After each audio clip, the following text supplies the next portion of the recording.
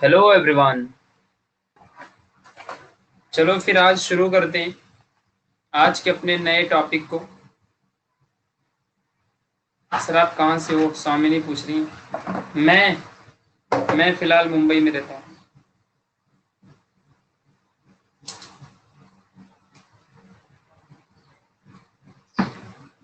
भैया आज मराठी का पेपर था। ओहो, कैसे गया सुदीप्ता? मराठी का पेपर कैसे गया? चलिए शुरू करा जाए। मैंने न्यू ज्वाइन किया है। ओहो Swamini, it's okay it's okay. Welcome, how are you? कैसे हो? वेलकम कृष्णा। चलो बता दो जरा एक बार कितने लोग हो। यस एक बार प्रेस करो। Yes I am in.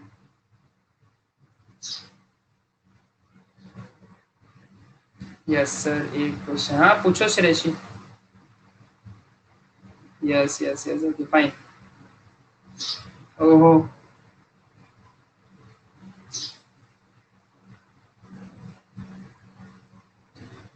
Favourite subject जो था। ओहो वाह क्या बात है। यस ओम, ग्रेट, बहुत बढ़िया। Dentist to type. मेरा नहीं आपका, अच्छा मेरा, ओके। चलो ठीक है, कोई नहीं, इट्स ओके। तो शुरू करते हैं अभी। तो guys, this is about me. My name is Prashant and this is the new logo of Noon Academy. Okay, and this is my qualification, experience, session topic and session timing will be मतलब 2:30 to 3:30। ठीक है। Welcome Durga, how are you? Sachin कैसे हो? अच्छा, biology and chemistry favourite है, क्या बात है। Okay great. So welcome to Noon academy. शुरू करते हैं अभी हम लोग इस पूरे के पूरे सिस्टम को एंड पूरे इस आज के लेक्चर को। नहीं नियॉन, अच्छा तुम्हें तो कुछ भी लगेगा but still it is Noon academy. My biology is favourite. ओहो ग्रेट, बायोलॉजी फेवरेट है, क्या बात है, क्या बात है। सर हमारे प्रशांत सर हैं, यस परफेक्टली।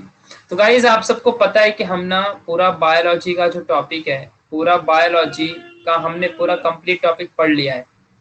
और आज हमें जानते, welcome Sachin, Pranjal how are you? Welcome Om, Harshvardhan. ठीक है।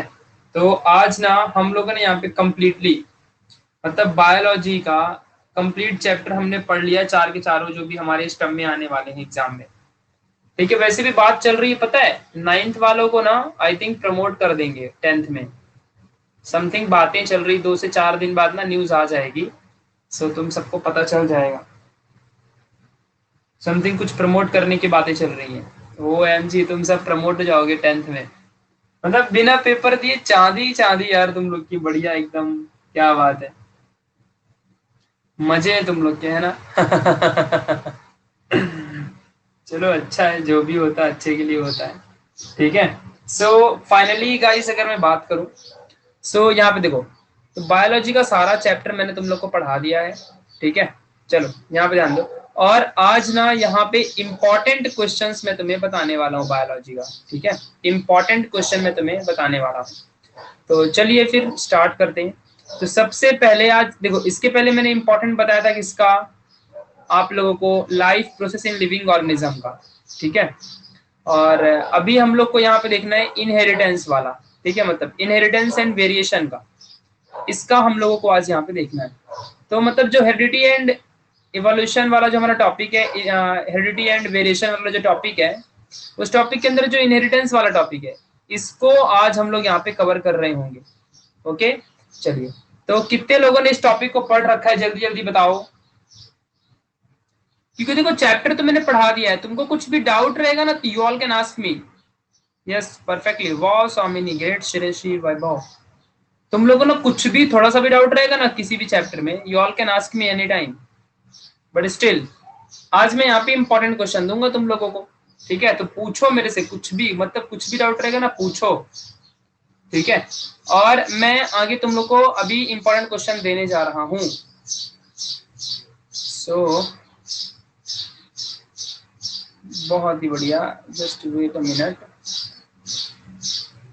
Okay, sound is not, sound नहीं आ रहा है, वेट मैं देखता हूँ एग्जैक्टली क्या है ना। एक तो यहाँ पे मुंबई में बहुत गर्मी है पता है, सो ये सबसे बड़ी बात है। हाँ चिड़िया की आवाज आ रही, तो मैं क्या करूँ, चिड़िया को तो भगा नहीं सकता ना। उसको मार के बोलता हूँ भाग जा इधर से, इन लोगों को प्रॉब्लम हो रही है। हाँ, तो सबसे पहला क्वेश्चन है जो एग्जाम में आने के चांसेस हैं, डिफाइन इनहेरिटेंस। चलो बताओ, डिफाइन इनहेरिटेंस। कल भी लेक्चर अटेंड किया था चिड़िया ने। हाँ प्रथमेश, बोलो कौन कौन इसका आंसर देगा, let me know. Page number, अच्छा पेज नंबर तुमको बताना पड़ेगा, पेज नंबर 179। अभी वॉइस आ रही मेरी अच्छे से सभी लोगों को? डिफाइन पढ़ा है ना तुम लोगों ने कि पढ़ा ही नहीं है? क्या बात कर रहे हो, नहीं पढ़ा तो बताओ यार, मैं बताऊंगा आंसर, सब बताते हुए चलूंगा। डोंट वरी, मैं सबको आंसर यहाँ पे तुम लोग को बता के जाऊंगा।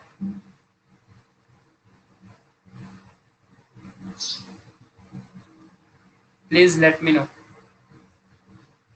डोंट नो, सबसे इंपॉर्टेंट क्वेश्चन है ये, पता है तुम लोग को? सबसे इंपॉर्टेंट क्वेश्चन है ये, सबसे इंपॉर्टेंट क्वेश्चन है।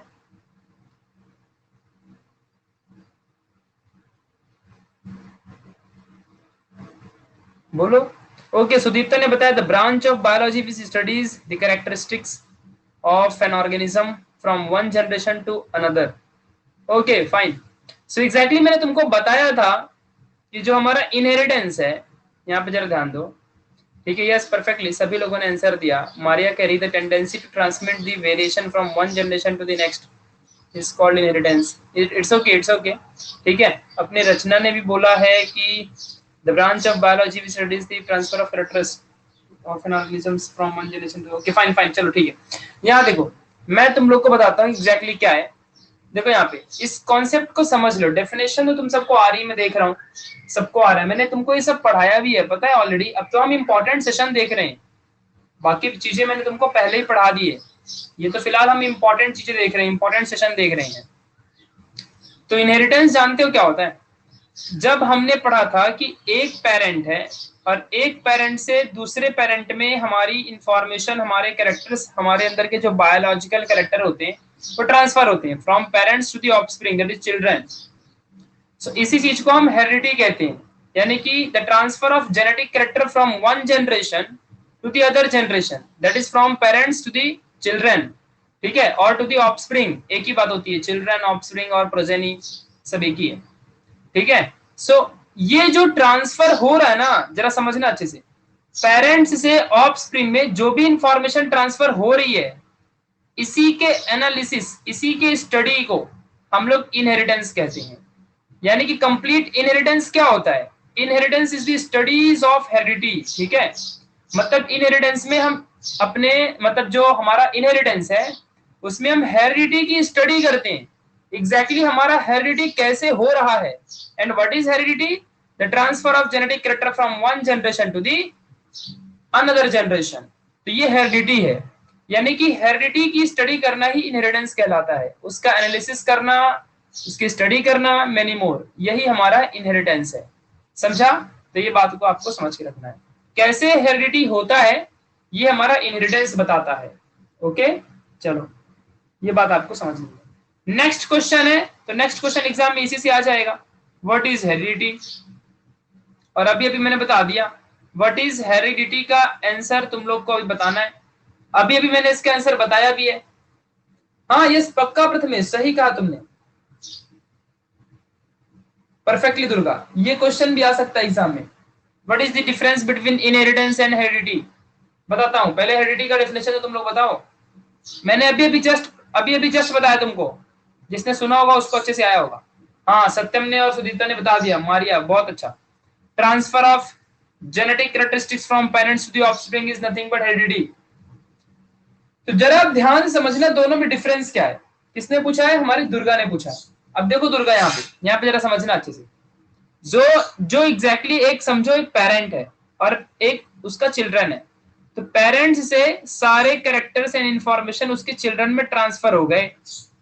अब जब ट्रांसफर हो गए, यहां पे जरा ध्यान देना, इसी ट्रांसफर होने को तो हम लोग कहते हैं हेरिडिटी, समझ रहे ना, इसी ट्रांसफर होने को हेरिडिटी कहते हैं। और ये जो ट्रांसफर हुआ है ना, तो ये कैसे हुआ, इसकी स्टडी करना, इसके बिहेवियर को एनालिसिस करना, इसको समझना कि किसी भी ऑर्गेनिज्म में किस तरीके से इंफॉर्मेशन पेरेंट्स से चिल्ड्रन में ट्रांसफर हुआ है, किस तरीके से जेनेटिक कैरेक्टर्स ट्रांसफर हुए हैं, इसकी स्टडी करना इनहेरिटेंस कहलाता है। समझा मैं क्या बता रहा हूं? तो इनहेरिटेंस एक बायोलॉजी का ब्रांच है और हेरिडिटी एक जस्ट छोटा सा कॉन्सेप्ट है। तो कॉन्सेप्ट एंड ब्रांच में धरती आसमान का डिफरेंस होता है, ठीक है। मतलब पूरी बायोलॉजी का एक ब्रांच है इनहेरिटेंस, जिसके अंदर हम लोग डीएनए क्या होता है, क्रोमोसोम्स क्या होते हैं, कैरेक्टरिस्टिक्स क्या होती है, एंड किस तरीके से सारी इंफॉर्मेशन ट्रांसफर होती है, इस सबको यानी कि जेनेटिक्स, पूरी जेनेटिक्स ही इनहेरिटेंस है। बट एग्जैक्टली हेरिडिटी क्या है, ये एक छोटा सा कॉन्सेप्ट है, ठीक है। इस बात को आपको समझना है। हाँ चलो, तो ये बात ध्यान देना, ज्यादा इसमें डिफरेंसेस नहीं है, मतलब एक दूसरे के ऊपर डिपेंडेंट है। चलिए आगे बढ़ते हैं। नेक्स्ट कॉन्सेप्ट, नेक्स्ट क्वेश्चन हमारा, अब तुम लोग को बताना है कि exactly what is chromosome. Third question, what is chromosome, कौन बताएगा, बोलो। हर्षित, पूरा का पूरा वीडियो इसके पहले जो मैंने यहाँ पे बना के डाला है ना, ये कंप्लीट वीडियो अपने नून एकेडमी में ही अवेलेबल है, प्रीवियस लेक्चर्स।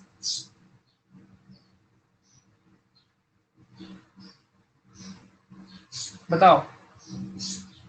वैभव कह रहा है the structure in the nucleus of the cell that carries the heredity, अच्छा hereditary characters is called the chromosomes, okay fine. Satyam सही, okay okay. Namira, the thread like body, हाँ ये भी सही है। The structure in the nucleus of the cell that carries hereditary characters are chromosomes, ठीक है fine.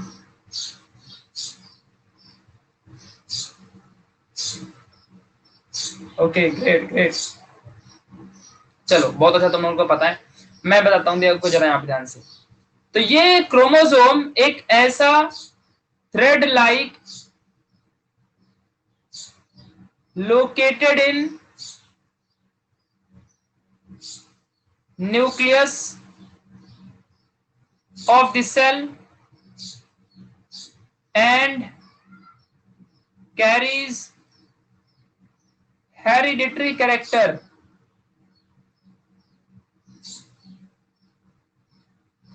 and carries hereditary character is nothing but chromosomes। इस बात को आपको ध्यान देना है। तो ये हमारा क्रोमोसोम है, ठीक है। यस परफेक्टली, हर्षवर्धन, सिंगाने, संजीवनी, हर्षवर्धन क्या बात है, नमीरा, ओके बहुत ही बढ़िया आंसर है सभी लोग का, बहुत ही मस्त। बट इसको ध्यान रखना, तो एकदम सिंपल सा है कि हमारा थ्रेड लाइक होता है और सेल के जो न्यूक्लियस होती है उसके अंदर रहता है, और ये हेरिडिटी कैरेक्टर को कंटेन करता है। इतना लिख दो कि फुल मार्क्स तुम लोग को मिल जाएंगे एग्जाम में पक्का, ठीक है। चलो अभी नेक्स्ट क्वेश्चन की तरफ चलते हैं। Welcome Gunwanti, how are you. एक क्वेश्चन है, ड्रॉ दी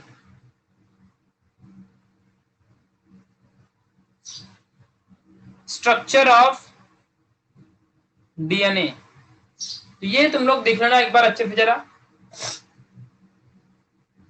पेज नंबर 180 में तुम्हारे दिया हुआ है, इसका डायग्राम दिया हुआ है कि डीएनए कैसे होता है। तो ये बहुत इंपॉर्टेंट क्वेश्चन एग्जाम में आने के चांसेस है, ठीक है। इस chromosome is made up of DNA, हाँ मतलब परफेक्टली। चलो इस चीज को तुम लोग ध्यान देना, ओके। इसका डायग्राम एग्जाम में आ सकती है बनाने को, पेज नंबर 180, ठीक है, पेज नंबर 180। अच्छा यहाँ पे मैं क्रोमोसोम्स की बात कर रहा हूँ एग्जैक्टली, हाँ अभी डीएनए के बारे में तुम्हें बताऊंगा ही, क्रोमोसोम्स का ही पहले लिख लो, एक मिनट ये पेन ना, क्रोमोसोम्स, हाँ ये लिख लो सबसे पहले। अब इसको 180 में देखो, हाँ परफेक्टली सत्यम। देखो मैं डायग्राम दिखाता हूँ, हमारे सत्यम ने भेज दिया, वाह थैंक यू। ये देखो सब लोग, ये डायग्राम बना के आने का, क्रोमोसोम का पूछा है ना, ये डायग्राम बना के आने का। यहाँ पे देखो ये आर्म्स ऑफ द क्रोमोसोम, ये पी आर्म्स है, ये क्यू आर्म्स है, ये सेंट्रोमियर है, ये डीएनए है। इस तरीके से आपको समझना है। चलिए थोड़ा सा मैं आपको बता देता हूँ कि एग्जैक्टली क्या चीजें हैं हमारे डीएनए एंड क्रोमोसोम में। देखो दिस इज दी डीएनए, ऐसे होता है हमारा डीएनए, ऐसे हमारा डीएनए होता है,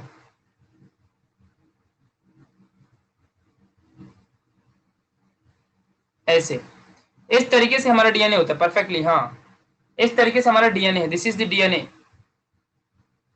और आपको पता है इसी डीएनए को मिला करके हमारा पूरा क्रोमोसोम बनता है। Just imagine that situation. देखो यहाँ पे ये सेंट्रोमियर हो गया, और देखो यहाँ पे इस तरीके से ये एक पार्ट, ये दूसरा पार्ट, समझ रहे हो कि नहीं समझ रहे हो? इस तरीके से हमारा पूरा क्रोमोसोम बना होता है।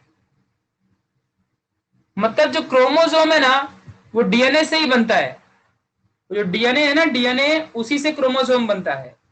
इस बात को ध्यान देना। हर्षित यस बताता हूं मैं, थोड़ा रुक जाओ यार, आगे का टॉपिक भी आएगा। अब देखो यहाँ पे ये इस तरीके से रहता है, इस तरीके से, इस तरीके से। समझ रहे ना मैं क्या कह रहा हूं? समझ रहे ना? पूरा मतलब डीएनए से ही पूरा का पूरा क्रोमोसोम बनता है। इस बात को ध्यान देना, विदाउट डीएनए क्रोमोसोम होता ही नहीं है। मतलब समझने का ये है, ठीक है, yes we can bound earth perfectly. तुमको पता है कितना बड़ा डीएनए होता है रियलिटी में एक सिंगल सेल के अंदर? ये डीएनए इतना बड़ा होता है, इतना बड़ा होता है कि इससे तुम ना पूरे अर्थ को 3 से 4 बार लपेट सकते हो। इतना बड़ा डीएनए हमारी बॉडी में होता है। सोचो बहुत ज्यादा इसका लेंथ होता है, बहुत पूरे अर्थ को, यस पूरे अर्थ को। ये डीएनए बहुत लंबा होता है, बहुत ही ज्यादा लंबा। ठीक है, इस बात को ध्यान देना अच्छे से। बट बहुत पतला होता है, छोटा सा रहता है, बट बहुत लंबा होता है, इसकी लेंथ बहुत होती है। तो ये जो डीएनए यहाँ पे जरा ध्यान दो। यस भाई, हमारे पूरे बॉडी का इंफॉर्मेशन डीएनए के पास होता है।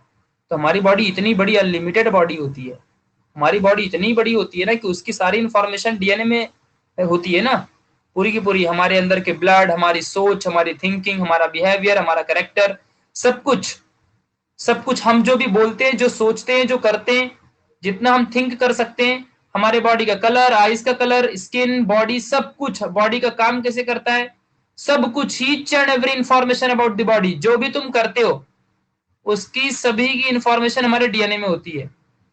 और ये डीएनए ऑब्वियसली फिर तो इतना बड़ा रहेगा ही रहेगा ना, क्योंकि हमारी बॉडी छोटी थोड़ी, हमारी बॉडी बहुत बड़ी होती है, और हमारी बॉडी में बहुत ज्यादा इंफॉर्मेशन होती है। इसकी सारी इंफॉर्मेशन हमारे डीएनए में होती है। तो अब एक बात ध्यान देना कि क्रोमोसोम और डीएनए में क्या डिफरेंस है। तो क्रोमोसोम जो है वो खुद एक डीएनए से ही बनता है। डीएनए जस्ट छोटा सा thread like double helix structure है, और जो क्रोमोसोम है ये खुद डीएनए से ही क्रिएटेड है। डीएनए ही अपने आप को बाउंड करके कुछ ऐसा क्रिएट कर दिया है, ठीक है, और ये पूरा का पूरा हमारा डीएनए बन गया। इस बात को ध्यान देना। चलिए, तो मैंने आपको यहाँ पे इसके बारे में बता दिया। अभी आगे बढ़ते हैं। नेक्स्ट क्वेश्चन है, what are the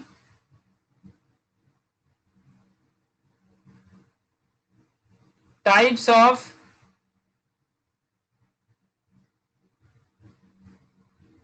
what are the types of chromosomes?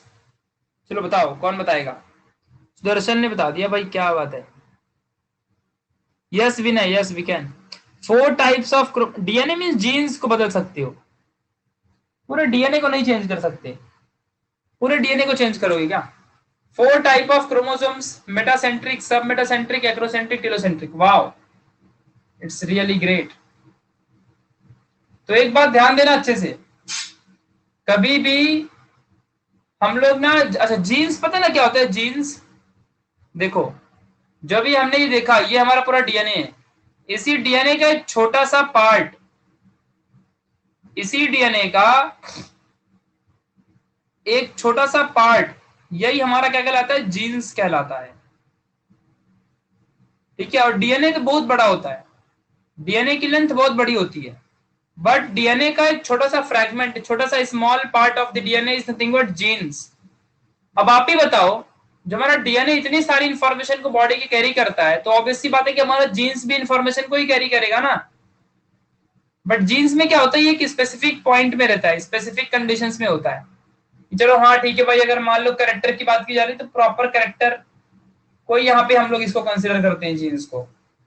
ठीक है, जैसे कि मान लो अगर फॉर एग्जाम्पल समझा रहा हूँ, ऐसे ही कह रहा हूँ, ये वाले पार्ट में और ये वाले पार्ट में हमारे बॉडी की स्किन का कलर है, तो इस पार्ट को हम लोग जीन्स समझ सकते हैं, समझा। और इस जीन से हम कुछ भी काम करवा सकते हैं, मतलब हम कुछ भी चेंजेस कर सकते हैं, बायोटेक्नोलॉजी का इस्तेमाल करके कुछ भी मॉडिफिकेशन कर सकते हैं। तो पूरे डीएनए में मॉडिफिकेशन नहीं करने का, पूरे डीएनए में कर दोगे तो इंसान से जानवर बन जाएगा। ठीक है, इस बात को ध्यान देना। तो हम छोटे से जीन्स में करते हैं, जीन्स भी डीएनए का ही पार्ट है। ठीक है, जीन्स का भी काम सेम ही है, इंफॉर्मेशन को स्टोर करना। ठीक है, और डीएनए का भी काम वही है, बस फर्क सिर्फ इतना है कि डीएनए बॉडी की पूरी इंफॉर्मेशन स्टोर करता है, और जो जीन्स है वो जितना हम करवाना चाहेंगे उतना करता है। Thank you so much, Durga ने एकदम आंसर भेज दिया। देखो ये देखो क्या बात है, वाओ। देखो यहाँ पे क्या है, what are the types of chromosome. तो क्रोमोसोम के 4 टाइप होते हैं, एक है एक्रोसेंटर या centric, telocentric, then submetacentric and metacentric. ये इस तरीके के 4 हमारे टाइप हैं इसके क्रोमोसोम्स के, और ये एग्जाम में पक्का 3 मार्क्स को आता है। मतलब बहुत ज्यादा इंपॉर्टेंट टॉपिक है ये, बहुत ज्यादा इंपॉर्टेंट टॉपिक। ठीक है, तो प्लीज इसका आंसर एग्जाम में लिख देना, क्योंकि ये एग्जाम में आ सकता है। तो what are the types of chromosome, ये तुम्हारे टेक्स्ट बुक में इसका आंसर दिया हुआ है। ठीक है, चलो अभी हम लोग आगे बढ़ते हैं। अब यहां पे बताने का, व्हाट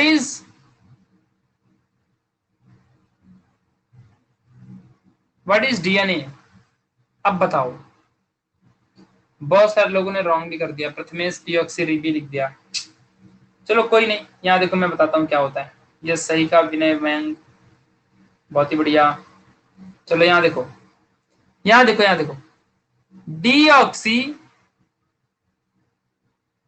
राइबो न्यूक्लिक एसिड, इस बात को आपको ध्यान देना है।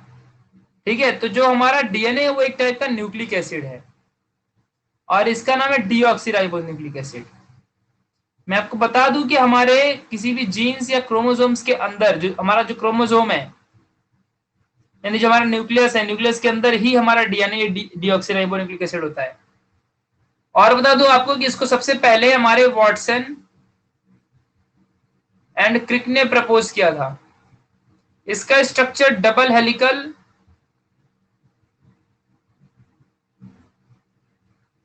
एंड सिंगल स्ट्रैंडेड होता है। इस बात को भी आपको समझ के रखना है। हाँ, इस बात को आपको समझ के रखना है, जो कि बहुत ज्यादा इंपॉर्टेंट है। ये सब हमारे डीएनए के डेफिनेशन में आ जाते हैं, और इस डीएनए को हम लोग मास्टर सेल भी कहते हैं। इस बात को आपको समझना है। चलिए अब मैं आगे चल के और बताऊंगा इसके अंदर नाइट्रोजनस बेसिस कैसे होते हैं। तो उससे पहले बताऊंगा what is nitrogenous bases, then उस नाइट्रोजन बेसिस के सारे नाम बता दूंगा, तो तुम लोग को सब कुछ समझ में आ जाएगा।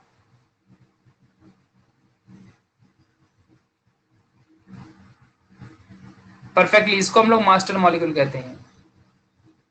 हाँ ये अच्छा, डीएनए फिंगरप्रिंटिंग ना हम लोग क्राइम ब्रांच में भी इस्तेमाल करते हैं। डीएनए फिंगरप्रिंटिंग, डीएनए फिंगरप्रिंटिंग कितने लोगों ने सुना है? डीएनए फिंगरप्रिंटिंग कितने लोगों ने सुना है? वाओ,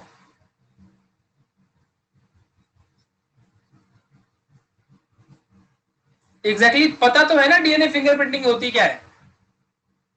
नहीं तो कहोगे सर वही जो वो फिंगर होते हैं ना, फिंगर उस फिंगर के प्रिंट निकाल लेते हैं हम लोग, कहीं भी हम लोग सरफेस में हाथ रख देंगे सर तो फिर फिंगर के प्रिंट निकल जाती है, और उसी को हम लोग प्रिंट करते रहते हैं और कह देते हैं ये डीएनए फिंगर प्रिंटिंग। अरे बाबा वो नहीं होता है, उसका बस नाम है डीएनए फिंगर प्रिंटिंग। हाँ सही कहा दुर्गा ने, सर ट्विंस का डीएनए सेम होता। नहीं नहीं अच्छा रुक जाओ, वो ट्विंस की बात दूसरी है, मैं बताने जा रहा हूँ जो उसको सुनो। डीएनए फिंगरप्रिंटिंग में कभी भी जैसे कि सपोज दैट हमारे अंदर की जो डीएनए होती है ना उसकी कॉपी बनाई जाती है, और उसके थ्रू हम लोग पता करते हैं। फॉर एग्जाम्पल अगर मैं क्रिमिनल हूं तो मैं कहीं पर गया फाइटिंग करने, अगर मैंने कहीं फाइटिंग की, मैंने कुछ मार धाड़ कर दिया, तो थोड़ा तो मेरा स्वेट या थोड़ा सा मेरा ब्लड तो बहेगा ना, कुछ ना कुछ तो भाई बॉडी से निकलेगा ही निकलेगा। ऐसे तो नहीं है कि मतलब मैं कुछ करके आ जाऊंगा और मैं कुछ हुआ ही नहीं, मतलब बॉडी से कहीं ना कुछ तो होगा, कहीं ना कुछ तो टच करूंगा ही करूंगा, क्योंकि हर एक चोर निशानी छोड़ के जाता ही जाता है। कितना भी तुम अपने आप को कंट्रोल करोगे, लेकिन वो पक्का कुछ ना कुछ हो ही जाएगा। ठीक है, तो अब जरा यहाँ पे ध्यान देना अच्छे से, बहुत ज्यादा इंपॉर्टेंट है। अब अगर मान लो मेरा ब्लड वहां पे गया, तो मेरे ब्लड में, अब यहाँ पे समझने का ध्यान से, तो क्रिमिनल को कैसे पकड़ने में हेल्प करता है ये ध्यान दो बस। तो क्या होता है कि अगर सपोज मैं अंडरवर्ल्ड का डॉन हूं, ठीक है और ना मुझे अमेरिका में मैं छुप गया है, सपोज दैट मैं लंदन में छुप गया, ठीक है, इंग्लैंड में मैं वहां पे छुपा हुआ हूं। तो अब क्या होएगा कि मैं इंटरनेशनली ट्रेवल करूंगा ना, मैं एयरपोर्ट के थ्रू ही कहीं ना कहीं जाऊंगा। तो आप सबको पता होगा कि हर एक एयरपोर्ट में वो लोग खून ले लेते हैं, ब्लड ब्लड को, लेकिन इंजेक्शन से ना थोड़ा सा ब्लड लेते हैं जब तुम इंटरनेशनली ट्रेवल करते हो किसी भी एयरपोर्ट के थ्रू दूसरे कंट्री में, तुम्हारा ब्लड लेते हैं वो लोग, चाहे जो भी हो जाए, जो भी गया होगा उसको पता होगा।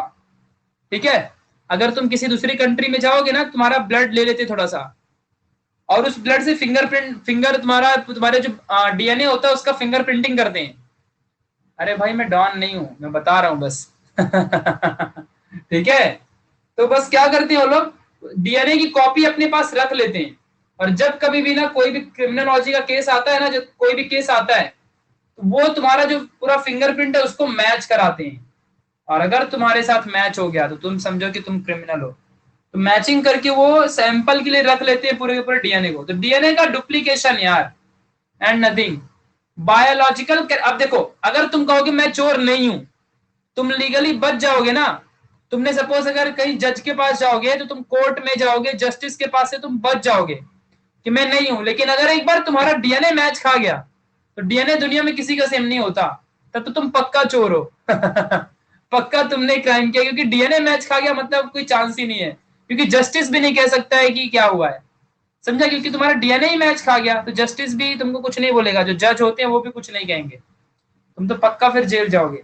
इसलिए ना ये क्रिमिनोलॉजी में भी इस्तेमाल करते हैं डीएनए का। फिलहाल यहाँ पे कोई इस टॉपिक का आने का ये नहीं था, बट तुम लोगों ने लाया, मुद्दा उठाया।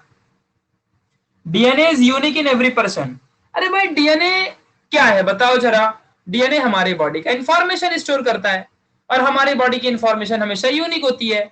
हम किसी के जैसा दिखते हैं क्या? नहीं, हम अपने जैसा दिखते हैं, हम सब यूनिक है इस दुनिया में, तो हमारा डीएनए भी यूनिक रहेगा ना। हाँ, लेकिन श्रेष्ठी, हम लोग ना डीएनए को चेंज कर सकते हैं। हम लोग डीएनए के अंदर के जो हमारा जीन्स है उसको बदल सकते हैं with the help of biotechnology. समझा अच्छे से? इस बात को आपको ध्यान देना है ठीक है, चलो। आपको मालूम है कितनी बड़ी टेक्नोलॉजी बायोटेक्नोलॉजी? बायोटेक्नोलॉजी अभी दुनिया में बहुत इंक्रीज हो रही है, बहुत बढ़ रही है। बहुत सारे बच्चे लोग बायोटेक्नोलॉजी करते हैं, क्योंकि बायोटेक्नोलॉजी के थ्रू हम किसी भी प्लांट में, किसी भी एनिमल में कुछ भी चेंजेस ला सकते हैं, उसके डीएनए को बदल करके। इस बात को ध्यान देना। अच्छा, अभी दुर्गा पूछ रही कि सर ट्विंस में डीएनए सेम होता है क्या? सुनो ध्यान से भाई, ट्विंस भी एक टाइप का नहीं होता, ट्विंस भी बहुत सारे टाइप का होता है दुनिया में। ट्विंस होते हैं मोनोजाइगोटिक ट्विंस, डायजाइगोटिक ट्विंस। मतलब देखो, कुछ कुछ ट्विंस होते हैं जो सेम दिखाई नहीं देते हैं, उसे ना डायजाइगोटिक ट्विंस कहते हैं। और कुछ कुछ ना मोनोजाइगोटिक होते हैं, वो एग्जैक्टली सिमिलर दिखाई देते हैं, एकदम सेम, एकदम सेम। तो ऐसे केस में क्या होता है कि जो उनके अंदर का डीएनए है, डीएनए उनके अंदर जो करेक्टर है उनके अंदर का, वो बेसिकली सेम ही रहता है। उनके बॉडी का बहुत ज्यादा 99% करेक्टर सेम रहता है, बस थोड़ा सा इधर उधर चेंजेस होते हैं, वरना बाकी सब सेम करेक्टर होते हैं। सेम फंक्शनैलिटी, सेम करेक्टर, पूरा बॉडी का स्ट्रक्चर सब कुछ सेम, बॉडी कलर इवन ऐसा सब कुछ। ठीक है, हाँ, और बाकी का बॉडी का जो कलर है वो तो हमारे मेलानिन नाम के प्रोटीन्स के ऊपर डिपेंड होता है। अब जिसके अंदर ज्यादा मेलानिन, उसके हिसाब से वैसा उसका कलर होगा। तो बॉडी के कलर पे मत जाओ, लेकिन बॉडी सेम दिखती है, इंसान की बॉडी सेम दिखती है। तो डीएनए भी बेसिकली सेम ही होता है, ऐसी कोई बात नहीं। ग्लैंड्स वगैरह सब से, अगर तुम मोनोजाइगोटिक हो, मतलब तुम अगर एक ही जाइगोट से डिफरेंशिएट होके बने हो, तुम्हारे अंदर के जो कैरेक्टर होंगे, दोनों भी ट्विंस के बच्चे जो भी होंगे, उनके दोनों के कैरेक्टर सेम ही रहेंगे। अब इसका मतलब ये नहीं कि तुम जो करोगे वो भी करेगा। वो मूवी में देखा होगा, एक झापड़ इसको मारेगा उसको लगता है, यहाँ ऐसा कुछ नहीं होने वाला, बट रियलिटी यही होती है। ठीक है, इस बात को ध्यान देना। मूवी में तो कुछ भी दिखाते हैं, यहाँ मारोगे तो अमेरिका में उसका भाई रोने लगेगा। जुड़वा 2 या जुड़वा कुछ भी देखो, मुझे उससे क्या, बट हाँ यही है। चलो, इस बात को ध्यान देना। फिंगर प्रिंटिंग वो इसलिए कहते हैं ना कि वो जस्ट सैंपल के लिए होता है। फिंगर प्रिंटिंग भी ऑब्वियसली होती है। फिंगर प्रिंटिंग तो हमारे हाथों के डिजाइनर्स जो होते हैं उनको चेक करने के लिए होते हैं। अच्छा, वाह। हमारे सुदीप्ता कह रही फॉर एग्जाम्पल हमारे प्रशांत भैया प्रशांत सर के एग्जैक्टली कॉपी हैं। वाह वाह वाह वाह। चलो अभी तो व्हाट इज डीएनए के बाद अभी नेक्स्ट क्वेश्चन की तरफ चलते हैं। मतलब बहुत अच्छा जोक कर लेते हो तुम लोग, हाँ, कम नहीं हो तुम लोग भी। चलो अब मैं तुमसे पूछूंगा नेक्स्ट क्वेश्चन। मतलब पूछूंगा क्या, तो बता ही रहा हूं मैं, सब तो मुझे ही करना पड़ रहा है। मैं क्वेश्चन बताऊं, मैं ये आंसर बताऊं। तुम लोग को इतना उस दिन पढ़ाया है, पूरा चैप्टर खत्म कर दिया पढ़ा के। अभी इंपॉर्टेंट क्वेश्चन की सीरीज। तुम लोग को पता है 10th शुरू होने वाला है जल्दी। याद रखो यार, तुम लोग का 10th शुरू होने वाला है। आ, हमारी दुर्गा पूछ रही कि सर ट्विंस में फिंगरप्रिंट सेम होती है क्या?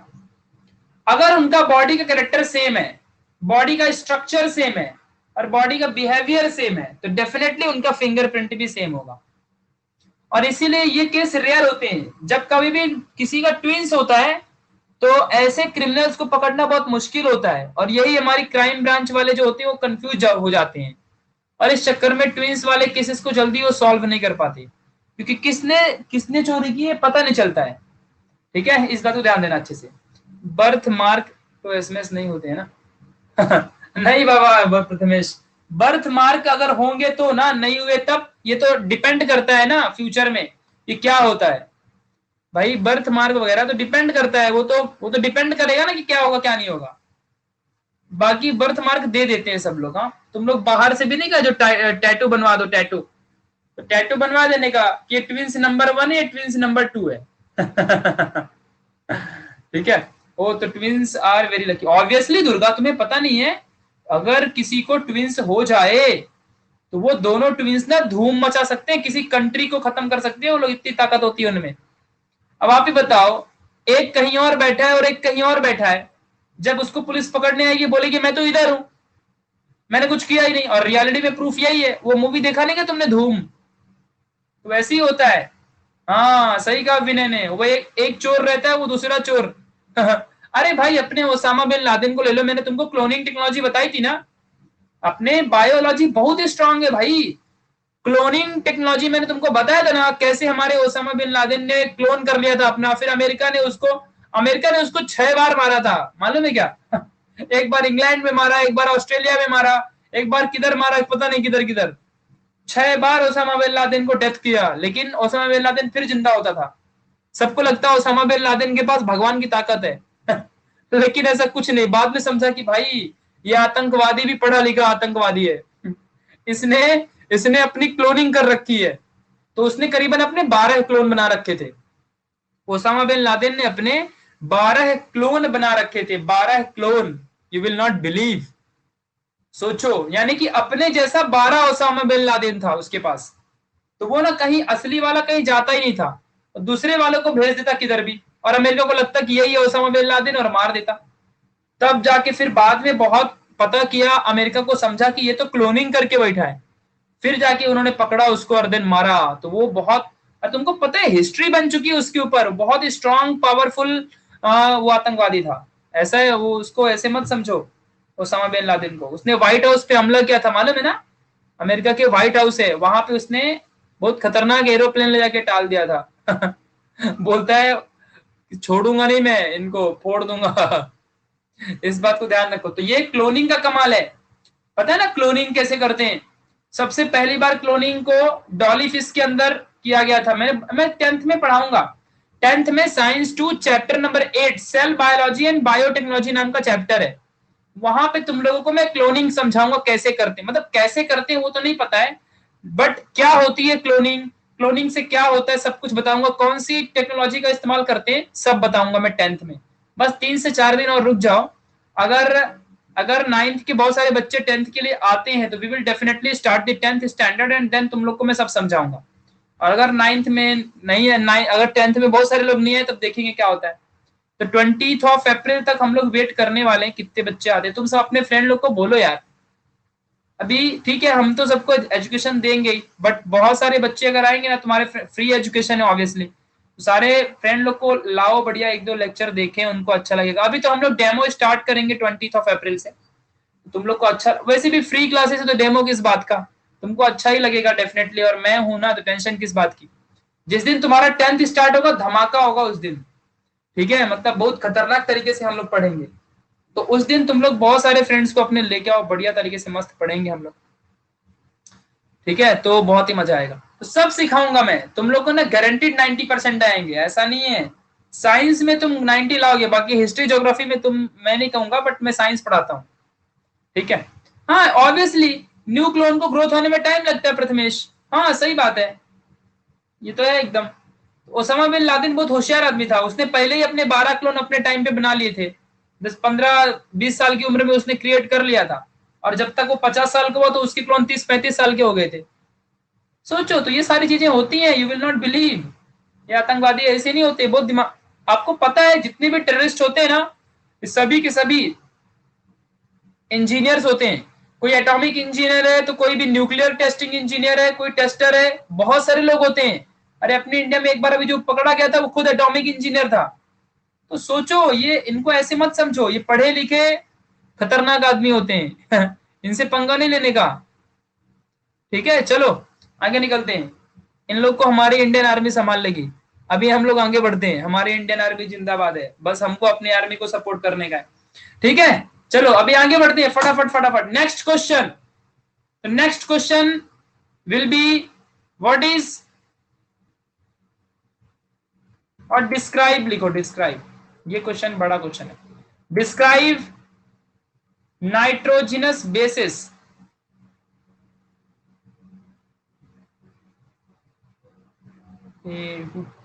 चलो बताओ, डेमो क्यों चाहिए, आप हमारे साथ हो ना सर 10th भी फ्री है ना, ऑब्वियसली जय यार तुमको।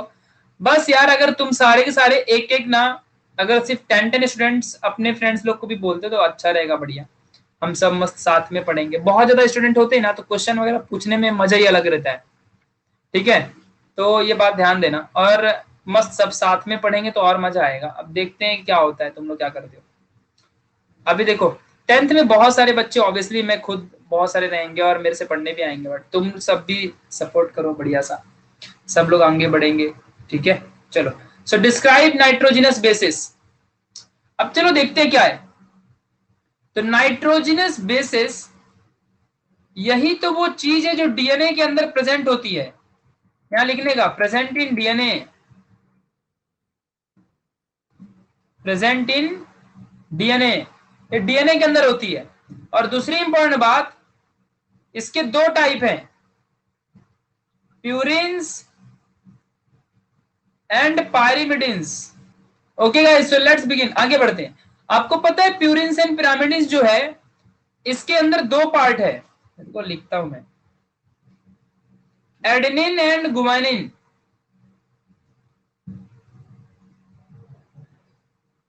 एंड जो पैरामिडिन्स है, इसके अंदर भी हमारे पार्ट्स है, दो पार्ट्स है, साइटोसिन एंड थाइमिन।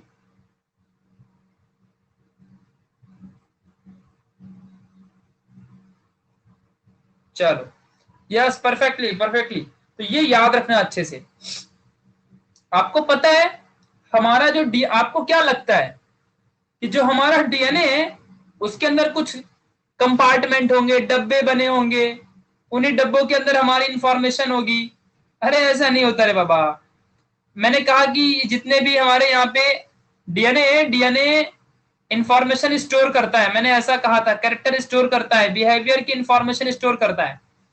तो आपने क्या सोचा होगा कि इसके अंदर डब्बे होते हैं, तो उन डब्बों के अंदर हमारी इंफॉर्मेशन लिख के रखी होगी, ट्रेन गाड़ी छुक छुक छुक। ऐसा नहीं होता है, आज आपको बताता हूं क्या होता है। ये जो यहाँ पे लाइन बनी हुई ना, सारी की सारी लाइन, हर एक लूप के अंदर चार चार लाइनें हैं। रियलिटी में ये लाइन नहीं होती, देखो ये कुछ ऐसा होता है, जैसे कि एडेनिन एंड गुआनिन है, फिर साइटोसिन एंड थाइमिन है। तो इस तरीके से इसके अंदर भी ना, यहां पे जरा ध्यान दो, इसके अंदर भी ना हमारे डीएनए ही होता है, डीएनए के अंदर ही नाइट्रोजनस बेसिस ही रहते हैं। इन बातों को प्लीज समझ के रखना अच्छे से, ठीक है, जो कि बहुत ज्यादा इंपॉर्टेंट है। यानी कि ये जो नाइट्रोजनस बेसिस है, यही अंदर हमारे डीएनए के साथ रह के बॉन्डिंग बनाता है, ठीक है। और इसी बॉन्डिंग के हिसाब से एक प्रॉपर सीक्वेंस होता है, जैसे कि पहले एडेनिन आएगा, देन साइटोसिन आएगा, फिर एडेनिन आएगा, फिर साइटोसिन आएगा, फिर साइटोसिन, साइटोसिन, फिर adenine, adenine. This is the sequence. अब वो सीक्वेंस डिपेंड करता है पर्सन टू पर्सन, और यही तो है जिसकी वजह से हमारे अंदर वेरिएशन आता है। फॉर एग्जाम्पल यहां जरा ध्यान दो, मान लो किसी इंसान के अंदर पहले एडेनिन देन साइटोसिन है, देन साइटोसिन है, देन साइटोसिन देन एडेनिन, या पहले एडेनिन एडेनिन देन साइटोसिन, कुछ भी है। तो ये हर इंसान के अंदर अलग अलग होता है, किसी के अंदर adenine cytosine cytosine adenine adenine होगा। अब ये डिपेंड करता है ना, इतना बड़ा डीएनए होता है यार, समझा? इस बात को ध्यान देना। हाँ, बाकी sugar, ribose sugar and phosphate group भी होते हैं नमीरा, बट वो हम तुम लोग 11th में जानोगे। बट मैं अभी क्या बता रहा हूँ उसके ऊपर फोकस करो, अभी तुम्हारे 9th में जो बता रहा हूँ उसको फोकस करो। तो हम लोग को यहाँ पे ध्यान देना है कि जो डीएनए है, डीएनए के पास कुछ भी नहीं है, डीएनए के पास सिर्फ और सिर्फ नाइट्रोजनस बेसिस होता है, और यही नाइट्रोजनस जो बेसिस है, इसकी प्रॉपर सीक्वेंसिंग होती है। और ड्यू टू दिस सीक्वेंस हम सब इंसान इस दुनिया में यूनिक होते हैं, हमारी इंफॉर्मेशन डिफरेंट होती है, हमारे बॉडी का कलर, कैरेक्टर, बिहेवियर, एवरीथिंग, सब कैरेक्टर हमारा यहाँ पे डिफरेंट होता है। विनय पूछता है कि every small cell have a brain and memory. नहीं अरे भाई विनय, हर हमारा कोई भी सेल हो, स्मॉल हो चाहे बड़ा सेल हो, किसी भी सेल को ब्रेन नहीं होता। इवन खुद ब्रेन सेल से बनता है ठीक है। अब अगर तुम कहो कि जो हमारे घर में ब्रिक्स होती है, ब्रिक्स, जो ब्रिक्स होती है ना, ब्रिक्स, वो ब्रिक्स को घर होता है, तो ऐसे नहीं है, घर खुद ब्रिक्स से बनता है, समझा क्या? तो कुछ वैसे ही है, सेल से खुद हमारा ब्रेन बनता है, ना कि ब्रेन सेल के अंदर होता है। सेल के अंदर तो सिर्फ और सिर्फ डीएनए, आरएनए, माइटोकॉन्ड्रिया, ये सब, साइटोप्लाज्म, ये सब प्रेजेंट होता है बस। और इन्हीं सेल से हमारा पूरा का पूरा टिश्यू बनता है, और इन्हीं टिश्यू से हमारा ऑर्गन बनता है, समझा? और इसी ऑर्गन को हम लोग brain, like liver, like heart, like stomach, हमारा इंटेस्टाइन, ये सब कहते हैं, समझा? पक्का समझा क्या? तो ये बात ध्यान देना। प्रांजल पूछ रहे हैं टीवी में जो हम शक्ल होते हैं वो बायोटेक्नोलॉजी से सच हो सकता है क्या? अरे Pranjal, you will not believe, TV वाला जो हम शक्ल है वो तो नकली वाले होते हैं, बट वैसे हम असली में बना सकते हैं। प्रांजल, तुम्हें पता है अगर हम सब चाहें तो तुम्हारा डुप्लीकेट बना देंगे, फिर तुम पहचान नहीं पाओगे कि ये दूसरा प्रांजल है कि मैं हूं। With the help of biotechnology, with the help of cloning, cloning method. Cloning एक बायोटेक्नोलॉजी का मेथड है जिसके थ्रू हम लोग किसी इंसान की डुप्लीकेट क्रिएट कर सकते हैं, as it is duplicate, means उसकी आंखें, उसके पूरी बॉडी, इवन बॉडी का कलर भी, सब कुछ, ईच एंड एवरीथिंग, सब कुछ डिफरेंट एकदम, मतलब सब कुछ एग्जैक्टली सिमिलर होगा, कुछ भी डिफरेंट नहीं रहेगा। बस डिफरेंट क्या होगा? उस इंसान की थिंकिंग।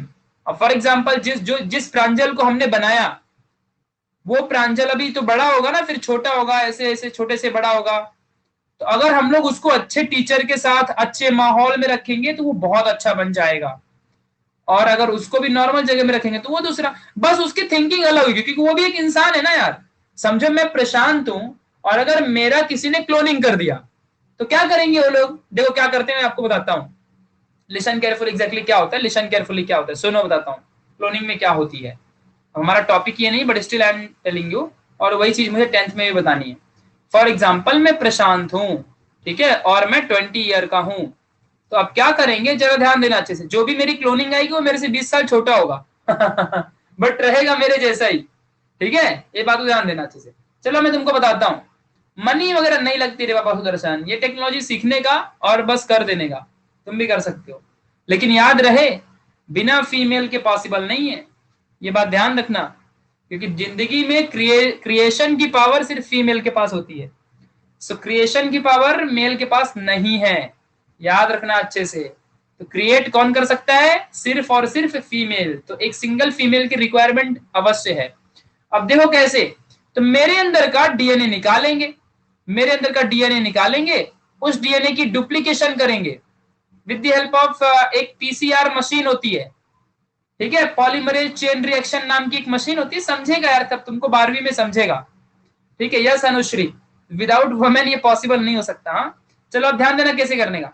तो क्या होता है यहाँ पे ध्यान दो कि मेरे अंदर के डीएनए को या जीन्स को निकालेंगे। भाई जीन्स भी तो हाँ ये क्राइम है, लेकिन पहले ही बता देता हूँ, कोई करोगे भाई तो क्राइम है, पकड़े जाओगे, जेल में जाओगे आराम से क्रिमिनल है पूरा, मतलब पूरा का पूरा ये इलीगल है। दुनिया में कोई भी इंसान किसी की क्लोनिंग नहीं कर सकता, अगर कोई भी किसी की क्लोनिंग कर देगा उसको जेल हो जाएगी सीधे, इनफैक्ट कभी कभी तो मार भी देते हैं पुलिस वाले तो क्लोनिंग करना क्राइम है, बट स्टिल हम इसको सिखाएंगे। तुमको पता है 10th में ना इस चीज को अच्छे से इंफॉर्मेशन बताया ही नहीं डीप में, कभी भी क्लोनिंग मेथड किसी को सिखाते नहीं है जल्दी।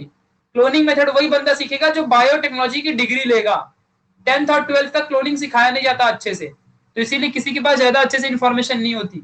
तो इंटरनेट से भी पढ़ लेना कभी कभी तुम लोग, या यूट्यूब के थ्रू भी देख लेना, बट मैं तुमको जितना मुझे आइडिया है मैं उसके हिसाब से बता देता हूँ, ठीक है। चलो ध्यान दो अच्छे से, समझो मैं हूं और मेरी क्लोनिंग करनी है, तो मेरे अंदर से डीएनए निकालेंगे। अब देखो, अब जरा एक बात समझना अच्छे से, प्लीज लिसन केयरफुली।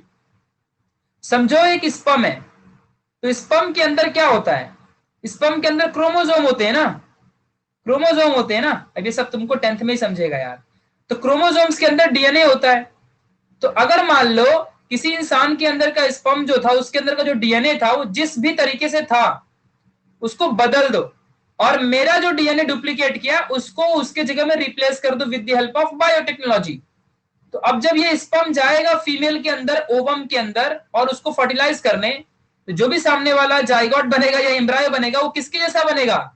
वो हमारे जैसा बनेगा, यानी कि एग्जैक्टली हम बन के आएंगे। समझा क्या? इस बात को ध्यान देना। तो ये चीजें थोड़ा सा तुमको इंपॉर्टेंट समझनी है।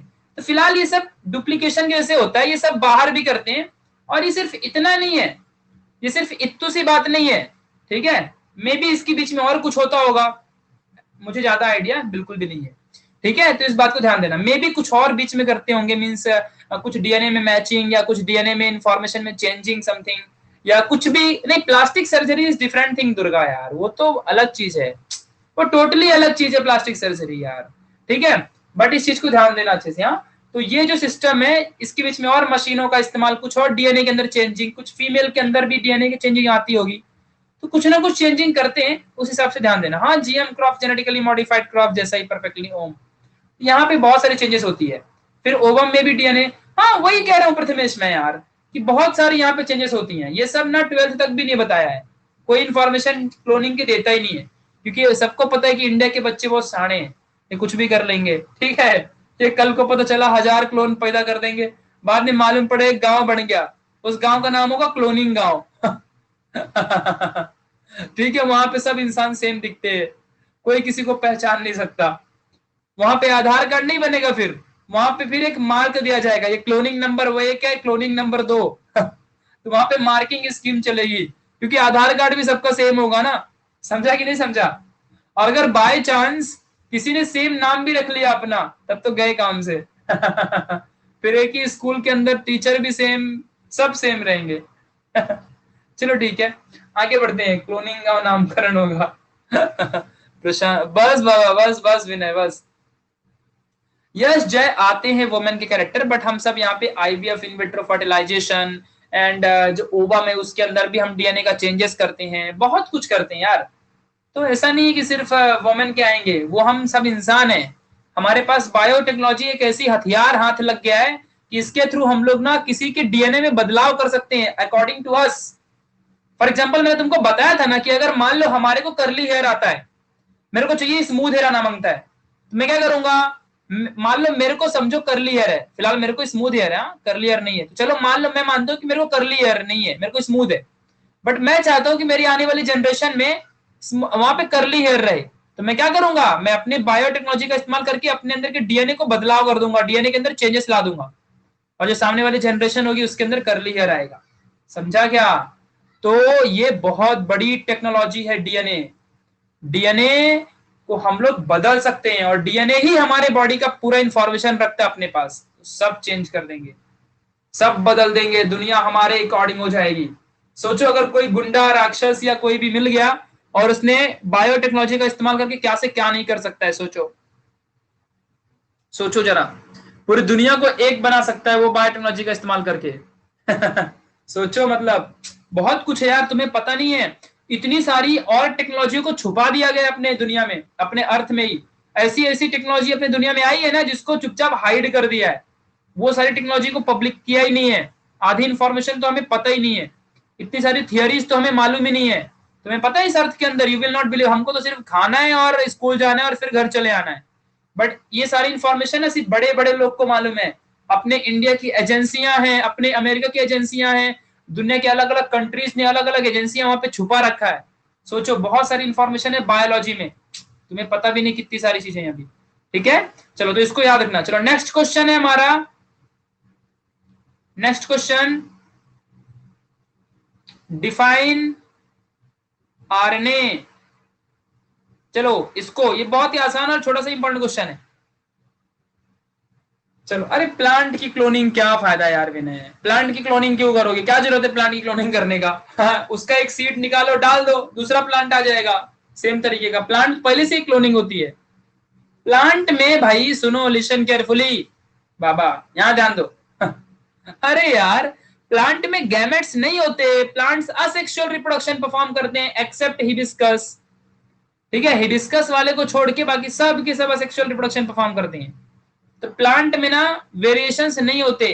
प्लांट, हाँ पॉलिनेशन वाले की बात कर रहा हूँ प्रथमेश, पॉलिनेशन वाले को छोड़ के बाकी सारे प्लांट मोस्टली सेम ही होते हैं। उनके अंदर वेरिएशन कहाँ होते हैं? सब प्लांट के अंदर सेम ब्रांचेस होते हैं, सेम उनकी हाइट होती है, सेम उनके कलर होते हैं, सब सेम होता है, बस उनको बाहर से एनर्जी अच्छी मिले।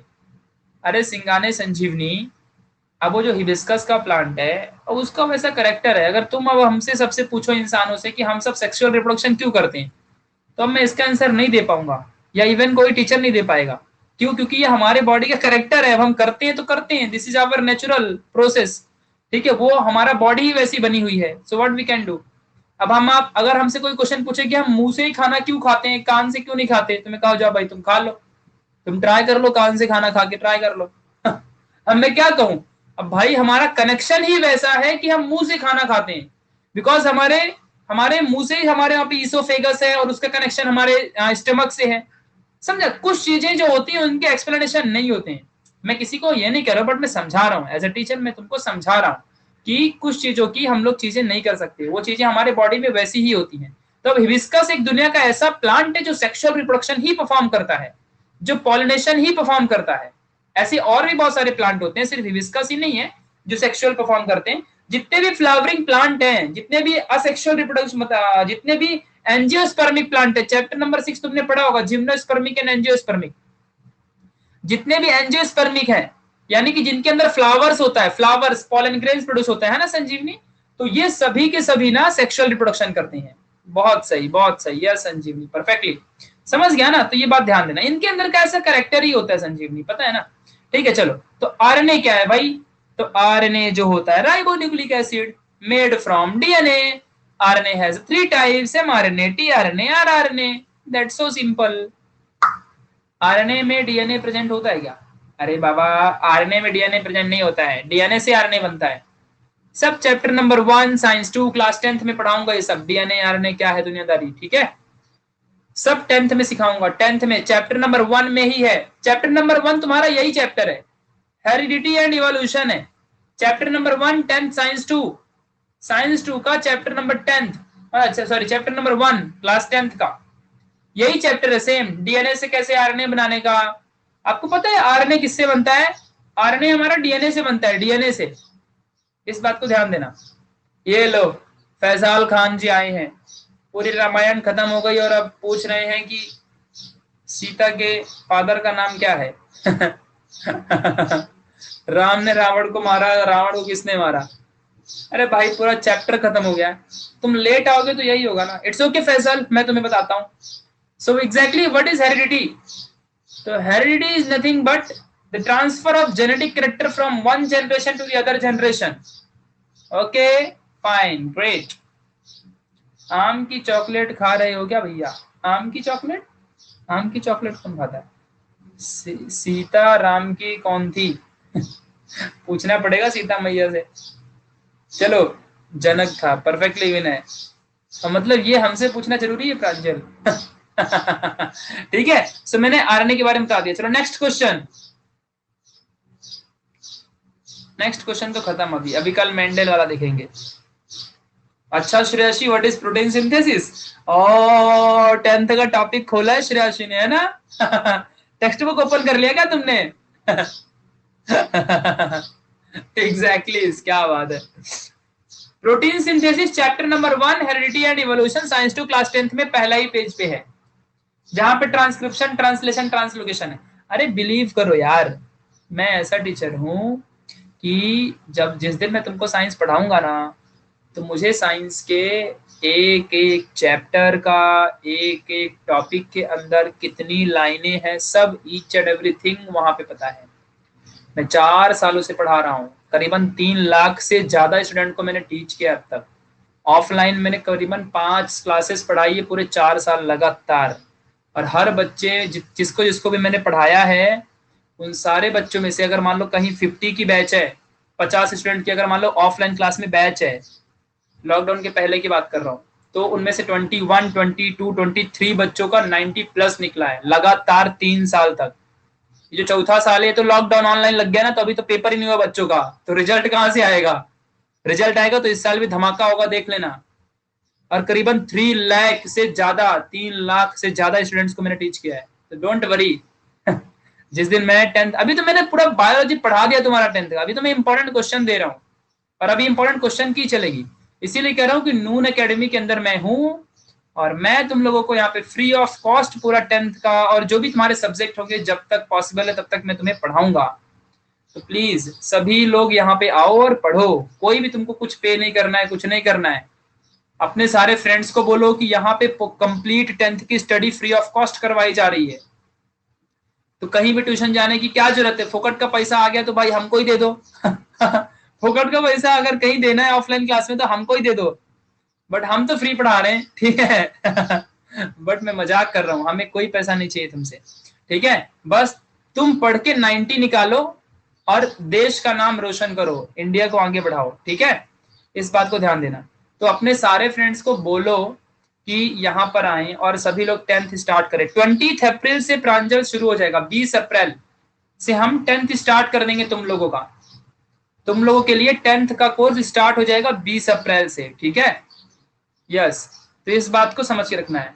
तो बस 20 अप्रैल तक का देरी है, आज 6 अप्रैल है, 14 दिन बाद स्टार्ट हो जाएगी। भैया आपकी आवाज में गाना सुनाइए। अरे नहीं नहीं नहीं। ठीक है सर, आरबीसी में डीएनए में प्रेजेंट होते हैं? नहीं नहीं, वहां नहीं प्रेजेंट होते, इसीलिए आरबीसी सेल नहीं है, वो कॉर्पसल है। नून ऐप की जय हो। यस सर, अभी हमारे फाइनल एग्जाम्स हैं। अरे यस फैसल, तो क्या हुआ? अच्छा फैसल तुम लेट हो ना, मैंने सबको उस दिन क्या बताया था? क्या यार तुम ऐसे भूल जाते हो तुम लोग? मैंने उस दिन तुम लोगों को क्या बताया था? अर्ली स्टार्ट, नहीं मालूम? जो बंदा जून जुलाई में स्टार्ट करेगा वो बंदा जनवरी तक भी अपना सिलेबस खत्म नहीं कर पाएगा, और जो बंदा अप्रैल या मई में शुरू कर देता है 10th की पढ़ाई, उसका सितंबर, अक्टूबर, नवंबर तक पूरा पढ़ के हो जाता है, और फिर वो दिसंबर, जनवरी, फरवरी में वो क्या कर देता है? वो सिर्फ और सिर्फ रिवीजन मारता है। तो अर्ली स्टार्ट करने से बंदा टॉपर बनता है, समझा क्या?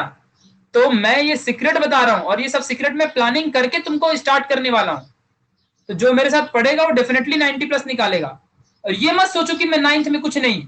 अरे बाबा मेरा नाम प्रशांत है, और मैंने खुद 69% निकाले थे 9th में, और 10th में मेरे को 91 मिले थे यही स्ट्रेटजी से।